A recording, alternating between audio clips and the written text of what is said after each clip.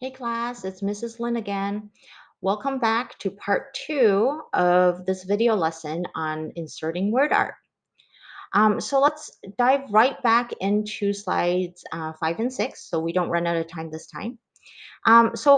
Slide 5 basically gives you instruction of what to do on slide 6. You're going to be creating a digital card that you can then share or send to your friends and families. On this card, you're going to include a word art. You can have more than one if you need. A scripture that you would like to share with your family and friends, and then a nice background or image to go with your word and scripture. Lastly, you're going to have to write your name somewhere on that page so we know who to give credit for.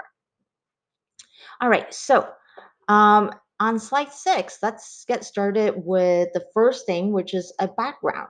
Now, we haven't really done backgrounds before in class, but it's very, very similar to what you would do when you insert an image. All right, but the difference is the background is going to take up the whole page. Okay, so right here, I see the background button, so I'm going to go ahead and click on that.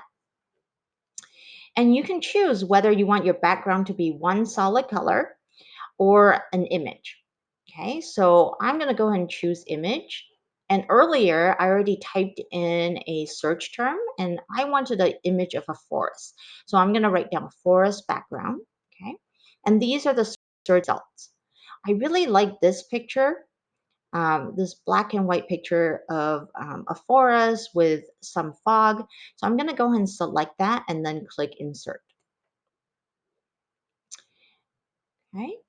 It'll take a second and I can see that image had already gotten into my background. So I'm going to click done.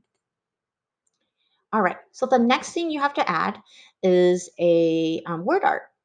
So remember it's under insert, word art. And in this box, I'm going to type in the title. Now, earlier it was on the card example, the word was he will sustain you. Okay. Now, if you want to have these words on different lines, okay, I can, in that little hint, it tells you you can use shift and enter to do multiple lines. And that's what I'm going to do. Okay. And then I'm going to press enter. And now my word art is actually going to be in 2 lines. Okay. And it's already centered for me. All right. So let's change that to a prettier font. I'm just going to stick with the one I used before, Pacifico. Okay. And then I'm going to go and change the fill color to something, I don't know, let's stick with purple. Okay. And I'm going to actually not do anything else. You can, of course, do that, but I want to make sure I don't run out of time this time. All right. So the next thing I need to add was my scripture or my verse. Okay. So to do that, I can do it as a word art or I can go back to the text box. Okay. So in this case, let's do a text box.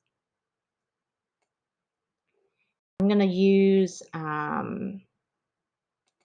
different font, but again, it doesn't matter. And the verse, I think, on that card was Isaiah 46:4. I'm going to center this verse to kind of go right under my word art. Now, you already know what to do with font. You can change the color of the font, the size of the font, or the type of font. I'm going to go and change my font to purple again, just so it will match my word art. I'm going to make it a little bit bigger, okay, and maybe bold it. And oh, I don't know if I can see that very well, but I'm just going to leave it like that. And then on the bottom, I'm going to write down my name, Mrs. Lynn. All right, so that should be pretty straightforward.